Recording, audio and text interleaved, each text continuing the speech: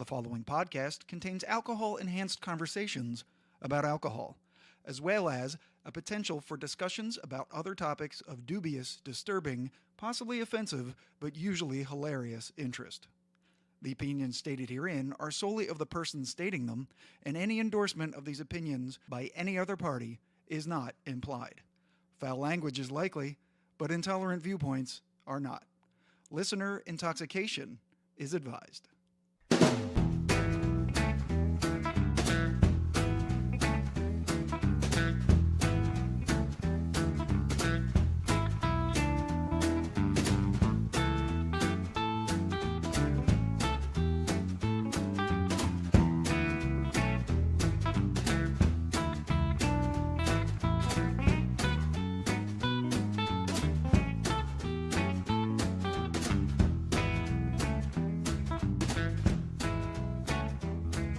Hello and welcome to the fourth Whiskey Tangent podcast. I'm Scott. I'm Ed. And this week, after taking a break last week in which we discussed two whiskey events that we went to, we're going to get back to what's becoming a theme with us is comparing two whiskeys that have the same origin, the same mash bill, but very different tastes. And Ed is going to tell you what those whiskeys are. Thanks, Scott. Yeah. First of all, we're going to take Buffalo Trace, which is about a $30, $29.99 in all the places we saw it this week, bottle of bourbon that is the flagship brand of Buffalo Trace Distilleries. And we're going to compare that to a very interesting brand and a very interesting bourbon, Eagle Rare 10-year. One of our favorites. One of our favorites, which has had a storied and journey path that even we didn't realize until we started doing a little research for this podcast. So it's Buffalo Trace versus its older, inherited cousin, if you will, Eagle Rare. They are both from the same mash bill, proprietary to Buffalo Trace Distillery. Yeah, they call it their mash bill number 1. I think it's like 10% rye, but they don't tell us anything else about that. We figure it's all corn and malted barley. Yeah, so it's probably at least 88%, 85% corn, 5% barley at the most, and 10% rye. Yeah. So Eagle Rare is 10 years. I'm not really sure. It was hard for me to find how old they aged Buffalo Trace. We know it's at least 4 years, right? It doesn't say in the bottle. It doesn't that I could see. Yeah. It's at least 4 years, but it's basically Eagle Rare from what I understand, and I think I'm correct on this. If you took a Buffalo Trace and put it or left it in the barrel for an additional 6 years, that's Eagle Rare. And that's what we're going to be comparing to see what's the difference. What do you gain from the aging process? Because we talked earlier about how NGP and some of the newer distilleries are bypassing the traditional 6, 8, 10-year wait. We talked about how Basil, Hayden came off their certified 8-year age into just artfully aged, whatever the hell that meant. Mm-hmm. So we're going to really take a look at what we know to be the same whiskey. Only one is aged probably at least twice as long, right? Yeah, 10 years versus at least 4. So Buffalo Trace really drinks like a young bourbon. It's very alcohol forward. It has a lot of sweetness at the very beginning, but really not much else. Well, to your palate. Other people that's true. Taste stuff that only God can taste. I don't know where they're tasting their brown sugar notes of and their toffee, dark fruit, and anise. Anise. Be careful. Anise. A-N-I-S. Your anise. No, it's your anise. That's a planet. Which is round, by the way. Right, flat earthers. That was 2 podcasts ago. We're okay. Anise. Yeah, anise is that licorice flavor. Right, correct. Yeah. Eagle Rare, on the other hand, having been aged twice as long, right on the nose, I smell a lot of cherry. And on the palate, sweet, but it's not cloying. It's just delicious when you compare them, which we did just right before we started recording. Absolutely. Loved it. That's part of the job. I mean, it was obvious which one was better. To us, I mean, the Eagle Rare is a considerably finer drinking bourbon than the Buffalo Trace. Though the Buffalo Trace is a wonderful bourbon in its own right, don't get it twisted. It's a little bit, to me, if you're going to be pricing the Eagle Rare at a very affordable $34, $35, then for Buffalo Trace to be $30, I mean, Buffalo Trace tastes more like a $26, $27 bourbon to me. It seems like Buffalo Trace is $5 too much And Eagle Rare is $5 too less. Absolutely. Eagle Rare is a $40 bottle any day of the week. We talked about how Evan Williams' single barrel at around 32, 33 might be the best single barrel you can get for the price. 10-year Eagle Rare might be the best 10-year. It might be. Along with Elijah Craig, because that's also around the $34, $35 mark. Is that a 10-year or is that 7? No, it's 10 years. That's a 10-year. Elijah Craig, I believe, is a 10-year. If I'm mistaken, I apologize. But when I drink Eagle Rare, I taste oak first. Corn, oak. I'm tasting a nuttiness, maybe an almond. I'm not really sure. I actually taste a little bit like a way leather smells. You know, on my nose, I smell like almost like a leather smell. It's the sweetness of a honey. It's certainly more complex than the Buffalo Trace. Absolutely. I mean, I've heard people say they have toffee and orange peel. I didn't taste any necessarily orange peel, but I can see that. It's a very good bourbon. I'm happy that we're doing it. So talk a little bit about the company. You know, we like to give histories on the distilleries. We've talked about many different ones. What's the history of the Buffalo Trace? Where do they come from? Yeah, Buffalo Trace and Eagle Rare are both currently distilled by the Buffalo Trace Distilling Company. But they have a long and rich history that goes back to the Revolutionary War era. They currently produce... It's a long list, so forgive me for clicking on the internet. But you're going to be really surprised about some of the classic and high-end it reads like bourbons that they produce. It reads like all of the whiskeys that you see when you go to the liquor store. So you got Buffalo Trace and Eagle Rare. You have George T. Stagg. You have the Colonel E.H. Taylor. You have Pappy Van Winkle. You have Stagg Jr., Blantons, W.L. Weller, and all of these people that you're hearing on all those names, they all either owned or worked for or were the master distillers or invested in this distillery in its history. On their website, they go back to 1771 to make mention that Daniel Boone passed on what was called the Buffalo Trace, which I guess was like a trail through Kentucky. The real history starts in 1870, where Colonel E.H. Taylor bought a distillery that was built on the land. And then from there, George T. Stagg purchased it. It was purchased by another company. There was a fire. There were floods. Locust. Albert Blanton, who Blanton's is named after. He ends up becoming the master distiller at a certain point. That was in 1897. Then, of course, Prohibition comes and goes. They're one of only 4 distilleries left in Kentucky because, they all sort of went out of business. Did they work during Prohibition? I read somewhere that they were open and producing whiskey for medicinal purposes. Right. That's a prescription you wanted to have in the 30s. Yeah, and back then that was an actual thing. Oh, yeah. Doctors would prescribe. We have medicinal marijuana now, so 100 years later, line up. It's medicine. Get your prescription. It's medicine for me, that's for sure. Hard day at work. I'm a teacher, so it's not medicine for me. Not since Bush Sr. was president. Right. So Elmer T. Lee joins the distillery in 1949. So you see all these names and this vast history for this company. It's one of the ones that we've been able to research for this podcast whose history doesn't sound like bullshit. Because a lot of whiskey now with the MGP and they're trying to craft an Old West vibe that maybe they really can't. They're cashing checks that they can't. Wait, what's that? What's that expression? Yeah, right. They're writing checks that they can't cash. Right. And who was that you're saying?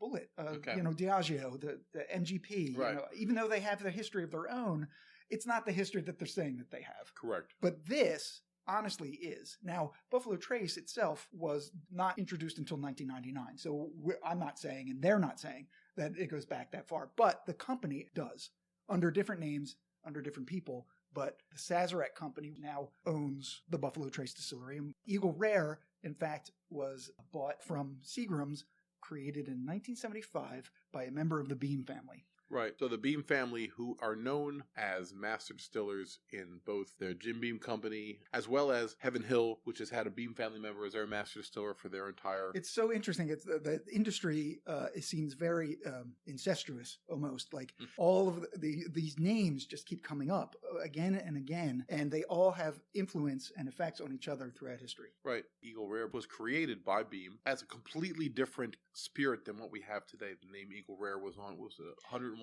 proof? Yeah, it was Eagle Rare 101, and it was produced to compete with Wild Turkey 101. Oh, jeez. Wow. Yeah. It's crazy. Like they're jumping into that genre. Just let them have it. Let Wild Turkey be. Well, Wild Turkey 101 is actually pretty good. I've had it. It's true, but I feel like once you whore yourself out with Old Crow or Wild Turkey as living in that, like, it's a shame. To me, Jim Beam itself is a Smirnoff of bourbons. It's a very mixable, it's very easy to work with, but it's not good by itself. And they made that their flagship brand because they sell the most of that, because people mix more than they drink on the rocks, I think. Same thing with Jack Daniels, Jack and Cokes, right? You know, you drink famous for that. And it's almost like what I think we feel about Buffalo Trace. It's fine to drink on its own, but I don't think you really want to. If I walked into a bar and there was Jack Daniels, Jim Beam, and Buffalo Trace, I would order Buffalo Trace on the rocks. Yes. But it also would probably lend itself to being a very good mixing bourbon, like for Old Fashions or Manhattan. Yeah. But it's one of the reasons why we wanted to do this, because Buffalo Trace and Eagle Rare, they come from similar origins, but they taste so different, but they're so close in price that if you have $3 more. Yeah, $3 more. Absolutely go for the Eagle Rare. I'm just being honest with you. I found the Eagle Rare today for $32.95. Scott found the Buffalo Trace for $29.95, which is the exact price I had at the liquor store that I was in. So you're talking about a $3 difference. Now, that's cheap. I'm not going to lie. Eagle Rare usually is closer to $35, $36. Yeah. But listen, if you're seeing a 41, 42, then now we're talking about find $8 more in your change in your car and get a Blanton's. So Eagle Rare also manifested itself as a single barrel, the first single barrel bourbon ever we know of, and eventually the demand exceeded that, so it fell to the wayside and it became what it is today, which is the 10-year, which in the hurry up and get the bourbon to the marketplace mentality right now, the fact that Eagle Rare 10-year is still kind of hanging out under the radar, and I think that's the only reason we can get it, because once people kind of catch on to it, it's not going to be available. And then pretty soon it's going to be the artfully aged like Basil Hayden, because it's just not going to be able to age it for 10 years. Yeah, like you said, it drinks like a 40 or 40 plus bourbon, and I think it's better than a lot of them. Yeah. When you think about it, I mean, my gosh, I was 10 years younger when this was built. I mean, I was 40 years old when this was put into the barrel. It drinks like I can taste my youth slipping away. I know, it tastes like me younger. Ew. So, the Sazerac company, just so you know, they acquired the George T. Stagg Distillery in Frankfort, Kentucky. Right. And eventually renamed it in 1999 the Buffalo Trace Distillery. Which is when they released Buffalo Trace Bourbon. Correct. And then, they have their own rye, which I have not tried. Scott believes he tried it because he was in New Orleans. They're a New Orleans-based company, but their corporate offices are in Frankfort, Kentucky, too. And they produce a cognac called Sazerac. It's a local New Orleans variation of a whiskey cognac, if you will. And they use it as the main ingredient in a drink that's very wide known in New Orleans. Absinthe, bitters, and sugar, and a little garnish with a lemon peel. And it's like the mint julep at the Kentucky Derby. And they are a family-owned business. Now, the family happens to be owned by a billionaire, don't get me wrong. Right. But it's a family. He's a billionaire from selling liquor. Let's not get it twisted. The second largest liquor distribution company in America. He also owns the second largest beer distributor in America. And as of 2017, Sazerac has operated 9 distilleries and has annual sales of over $1 billion. Mostly selling like 300 discount brands. But mixed into that is some jewels like Eagle Rare, Blanton's, Pappy Van Winkle. Pappy. Damn it! Why do I say Patty when it's Pappy? I don't know. You know why? Because they own Patty Irish whiskeys. That's why I keep confusing it. Sazerac, the company, bought Patty Irish whiskeys about 2 years ago. They also entered into a deal in 2016 with the Pappy Van Winkle company. Yes. To produce its Pappy Van Winkle Family Reserve and their old Rip Van Winkle bourbon and rye at the Buffalo Trace Distillery. So that's a huge coup for them as well, because those brands are considered extremely high-end. They are the elite of the bourbon world right now. Yeah, they're rare and they're expensive. There's the 10-year, the 12-year, there's a reserve rye, a 15-year, a 20-year, and a 23-year. They're made from the wheated mash bill. Buffalo Trace has 4 different mash bills. A wheated one, 2 different corn and rye based, the 1 and the 2. The 2 is a little bit higher rye, and they have a 4th one. They have so many whiskeys. It's astonishing to me. While we're talking about extensions on a brand, Eagle Rare has a 17-year, which I've never tried, and it's very, very hard to find. I'm sure it's amazing, but hold your horses. I also found out there's something called Double Eagle Very Rare, which is a 20-year bourbon whiskey featuring 2 beautifully sculpted crystal glass eagles in a nice double eagle decanter. I wonder how much that is. That's going to be a couple dollars. I would like to try it. Just like we found out when we went to the whiskey tasting, Elijah Craig has an 18 and a 23 year, which I'd like to try sometime as well. Because once you've tried a brand, if you will, a 10-year Eagle Rare, you wonder what would the difference be. We already see the difference between a 4 to 6 year Buffalo Trace and a 10-year Eagle Rare. What would it be at the next level? What does the 17-year go for? The 17-year, I mean, I'm seeing it here for $1,500. Wow. Which is crazy. So I'd rather drink 2 bottles of 10-year for $70.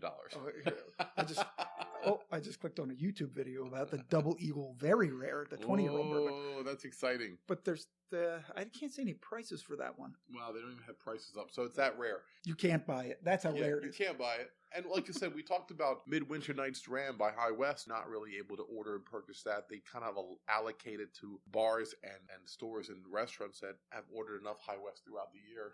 So I did a fun thing, which I think maybe you should try. So what's that, Scott? And you, if you're listening. Yeah, the 4 of you. The 4 of you who are listening right now. 4,000 or 40,000, we're not sure. 1 million.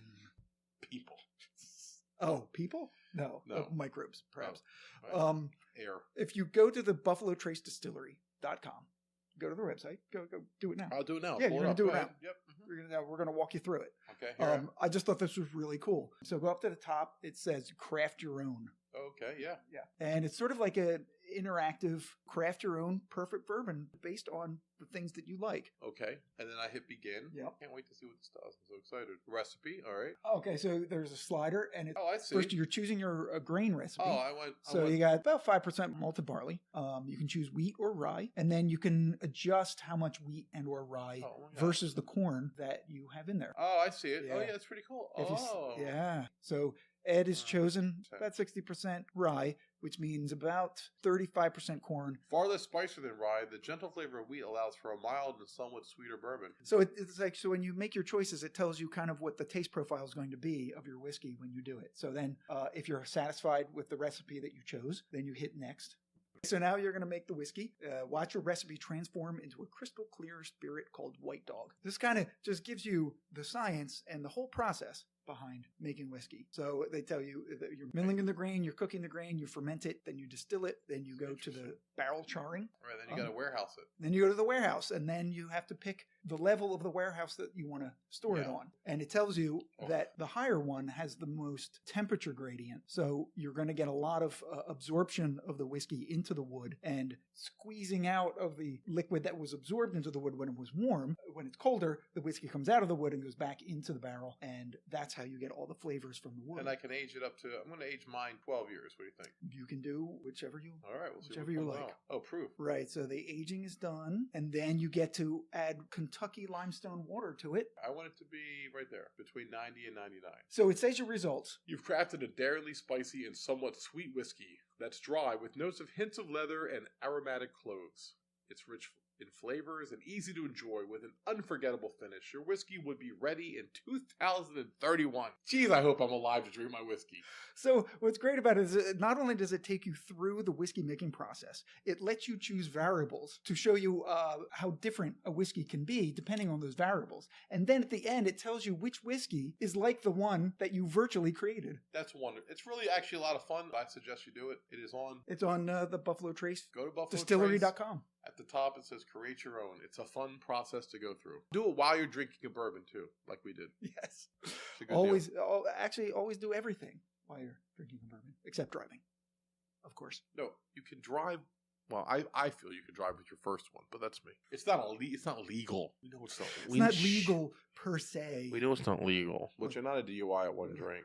It's just like a open container fine. So if you're willing to risk $500 for a drink, you're a better man than me, but you can technically do it. Okay, so I was reading your first one. Yeah, I was reading a while ago. This was, and it came. Yes, good. It's very good, Scott. Good, because people don't read anymore. They just kind of cut and paste. So I read an article recently. No, not recently. I read an article a while ago. I just came across it again recently. Okay. Pairing Girl Scout cookies with whiskey, which at the time I thought was brilliant. It's a brilliant idea. It's great. But you know what? Fuck that. Fuck Girl Scout cookies. because fuck Girl Scout cookies. fuck Girl Scout cookies. All right, this should be good. Why? What's the problem? For two reasons. One, they're annoying. They're everywhere. They're in front of they're in gas stations. So Girl Scouts children are annoying? Just the whole process. Okay. It's not the children. I'm not hating on the children. Well, oh, wow. Okay, partially, but only the select few, and I'll get to that in a second. If the girls are standing there and they're fine and they're just standing in their little outfits and they're adorable and they're appropriately dressed because it is winter and their parents are there and they have a little table, that's fine. I can walk past them. I don't feel judged for not participating in their commerce. Don't you like America? Yeah, what am I, communist? You're against America? Yeah, but they're everywhere right now. Gas stations and convenience stores. And they're work. In front Don't of forget Target. work. Don't forget work. They're at Their work. Parents are at work, bringing them in. Absolutely. Yes. They're in the train station. So they are delicious, though, to a point. No, that's my second point, and I'll get to that. Okay. The cookies are crap. So the first point is people are driving off the road. The 5 people listening to us are crashing their cars right now. There's a girl in the train station, and she's screaming her head off to sell these cookies. Screaming like she's being murdered. Her mother's nowhere to be seen. Her father, no guardian. She's by herself with a small bag of cookies.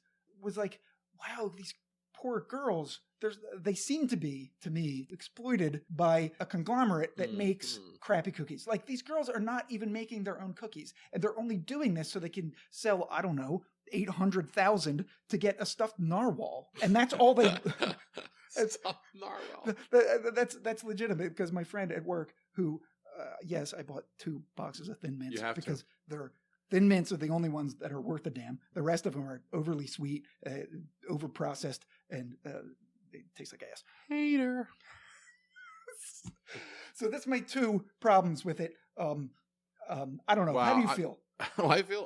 I feel like, as someone who's always been trying to drop a couple, the Girl Scout cookies come at a time when you other than them, could go on a nice diet run. That is the third reason to not like them, because this is just after the holidays. Right. You're like, okay, I can finally take a break from the eating fest that was October, November, December. Well, let's go break it down. They start in the summer, barbecues and drinking too much. Labor Day comes. Right. There's hot dogs and hamburgers. Then you go to the fall, and it's football games every Sunday with pizza, strombolis. October comes. It gets Halloween candy is stacked around all over the place. All the pumpkin flavored crap. Thanksgiving with its heavy carb based everything. Slow slide into Christmas. The gobbler's back at Wawa.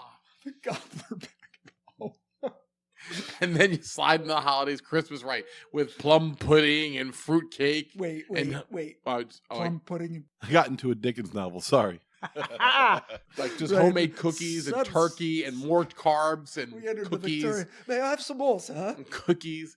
And then we get finally, so you break through, you get drunk New Year's Eve, you wake up, you have a big brunch breakfast, and then you're like, I'm done. It's January 3rd. I'm locking it down. Yeah, but the problem is it's hard to get out of that. You got to give yourself a month to get out of that mindset. So you're all of January is like... No, but let's say you're doing good. Last 2 weeks, January, you're doing good. Yeah, you're doing good. 2 weeks. And then what happens? I mean, lettuce and broccoli and boom. Then what happens? Super Bowl. Girl Scout cookies. No, Super Bowl. Oh, the Super Bowl party. Yeah, right. And then the Girl Scout cookies and then come. Like the day after Super Bowl, February 3rd, like just truckloads and cargo ships and container ships come flying into America full of goddamn Girl Scout cookies. Right. And where are they coming from? Where are those crappy cookies coming from? Do you know? Do you know? Look it up. I will look it up, but I will tell you this. I do know a lot about Girl Scout cookies. I'm very upset. Girl Scout cookies have a little bit of a local flavor to them, being that we're based right in South Jersey outside Philadelphia. Stop treating them like they're a whiskey. They're not a whiskey. I'm going to break it down like they're a distillery. The first known cookie sale for Girl Scouts happened in 1917 in Muskogee, Oklahoma. In 1922, the Girl Scout magazine, The American Girl, suggested cookie sales as a fundraiser and provided a simple sugar cookie recipe from a regional director of the Girl Scouts. In 1933, Girl Scouts in Philadelphia organized the first commercial sale selling homemade cookies. Homemade! At the windows of Philadelphia Gas and Electric Company from 1933 to 1935. And then shit got real. 1936, Girl Scouts of the USA began licensing commercial bakeries to produce cookies in order to increase availability and reduce lead time. And now, fast forward to 2018. Where they're made by Guatemalan children who are beaten to within an inch of their life, and they're paid 2 cents an hour. Absolutely not true. It's true. It's true. Fake news. I read it. That is fake news. You can't even say that. You can't. Usually I'm the one that's inappropriate. I don't even know what you're doing right now. Guatemalan children. They are made by Little Brownie Bakers, a division of Keebler, in 1998. In Guatemala. So the bottom line is this. They sold 200 million boxes Of course, last year. out of guilt. And $800 million in gross profit. Now, out of guilt. So they're standing there, and you walk past them, and they're in their adorable little outfits. They're so cute. Of course you want to say yes. Of course I'll buy your cookies, but but they're out there. They're putting the time in. They're standing there. I've already bought boxes of cookies for my friend's narwhal dreams. Well, say no then. And so I just walk past, but then I get the passive aggressive thank you. Oh, thank you. Yeah. Which in 8-year-old girl speak is Right, screw you, you're you old, bald, dried up, cheap bastard. cheap bastard. No, you're right. You're right Exactly. about that. That's how they feel about you. Just for the sake of treating it like a distillery, Thin Mints Ooh, represent Thin Mints. 25% The of only ones their worth a sales. 50. Wait. They do what? How much? 25%. 50 million boxes of Thin Mints were sold. Wow. Compared to the second place, 38 million boxes Samoas, which is a little bit of a surprise. I thought it would be the like the peanut butter patties would be the next one, but no, they're not. They're crap. The I Samoas are love also them. crap. You're a hater. Thin Mint's good. All others crap. I even debate you with this. Like I never expected us to go off on the Girl Scouts today and their cookies. No. They're Again, I'm not. The girls are fine. No, you are. The girls are fine, except the ones who Passively aggressively judge me. The 8-year-olds that cut your nuts off in the middle of ShopRite. They're 8 years old. Do I need that going to work? I don't need that. I've got. Life itself is enough of kicking the balls to not have an 8-year-old do it for you. Is my point. They have gluten-free varieties now too. Oh God! Don't even get me started on the gluten-free thing. They say bacon is gluten-free too. Also, tea bags. Whoa. Lots of things. Where well, did that come from? Not that kind of tea bag. There's lots of things that are gluten-free. You don't need to say it on every fucking thing that is gluten-free. You don't need to say it's gluten-free. It's obviously not gluten-free. Gluten comes from wheat. If it doesn't have wheat in it, like a water bottle or a tea bag, it doesn't have wheat in it. It's got tea. Wow. Tea's not wheat. The cookies do have gluten, except for the gluten-free ones, though. Just so you know. So anyway, to get back to the Girl Scout cookies and the pairings with the whiskey, the Eagle Rare was paired with, I think it was the ones that had the chocolate on the bottom. Oh, the Thanks a Lot? Yes, the Thanks a Lot. That's what they said, the Eagle Rare. I know, I shouldn't know. Some might say I shouldn't know that so quickly. The Thanks a Lot, which is a delicious shortbread cookie on top with chocolate on the bottom. Scott's hatred aside. It's a delicious cookie. And it's only 6% of their sales. It's the Eagle Rare. It's the Eagle Rare of Girl Scout cookies. Because it's underappreciated and undervalued. The Thin Mint? Yes. Paired with? What? I can't wait to hear. Basil Hayden. Ooh. Wow. I mean, So I need an excuse to eat either. One of my favorite And whiskeys drink either. With the only Girl Scout cookie that's worth the damn. Okay, I take it all back. Girl Scout cookies are fine. I'm actually mad that there's no Girl Scout cookies around right now to pair with Eagle Rare. Well, I had them, but they're gone because I'm a pig and I ate them. I mean, Thin Mints. You open up a sleeve of those and you look down and they're all gone and you're just sobbing. And the blessing is that Keebler does make a healthy collection of knockoffs because they own the company. That's true. They have this thing called grasshoppers, which are like a poor man's Thin Mint that you can get at any time of the year. Are those made by Guatemalan children as well? They're not made by they're made by Keebler elves. Everyone knows that. Oh. It's the elves. They're like cousins of the Oompa Loompa. Pay attention. That's, a euphemism for Guatemalan children. Keebler elves. So we somehow, and this is stunning to us, everybody, we've been on the air with the cast today. We have the cast? The podcast. Oh, the podcast. I see. I thought you meant our complete cast of characters. Which is cavalcade of stars. Which is Scott and Ed. And we are past the halfway mark of the bottle. We drank a half a bottle in an hour. I don't know how we did that because we're very close to having drank 2/3 of the bottle. I I don't see how that happened, though. Not quite. However, in an hour. we did drink some of the Buffalo Trace, and Also. so Right, and that's still out here. We've each had about a third of a bottle right now, which may have fueled my rant. Oh, yeah, because disclaimer. I don't want to defend. Scott does not hate 11-year-old children. 8-year-olds. 11-year-olds are fucking assholes. 8-year-olds are fine. I teach 12 and 13-year-olds, so I love them all most of the time. They're wonderful little energetic minds seeking knowledge. We are in rare form. We are in Eagle rare form. We're Eagle rare form tonight. Well, then maybe we should just end it right here. Yeah, I mean, we certainly can. I mean, it's. I think we drank enough. We had a birthday party to go to. And bring the rest of the bottle with us. We're bringing the Eagle Rare. We're leaving the Buffalo Trace for another day. Yeah. The Rare is going to follow us out into the night. So thanks for tuning in. It's a shorter podcast for us tonight. Give you a chance to go do something fun like, I don't know, maybe drink a whiskey. Oh, what? That's crazy. Crazy talk. Good night, everybody. See you later.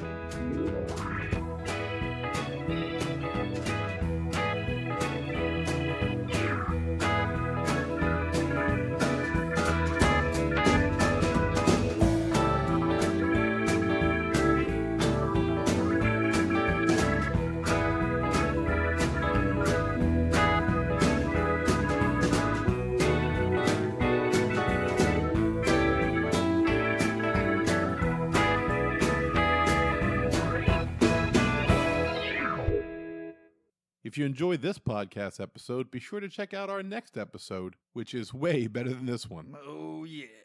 Also, follow and like our Facebook page at facebook.com/whiskeytangent. And follow us on Twitter at whiskeytangent. You can follow me personally at That Whiskey Guy. And follow Scott at Giant Cup of Awesome, spelled AWSUM, just to be annoying. Hey. You can email us any questions, comments, or love at whiskeytangent@gmail.com. And of course, you can find us always at our podcast website, whiskeytangent.podbean.com.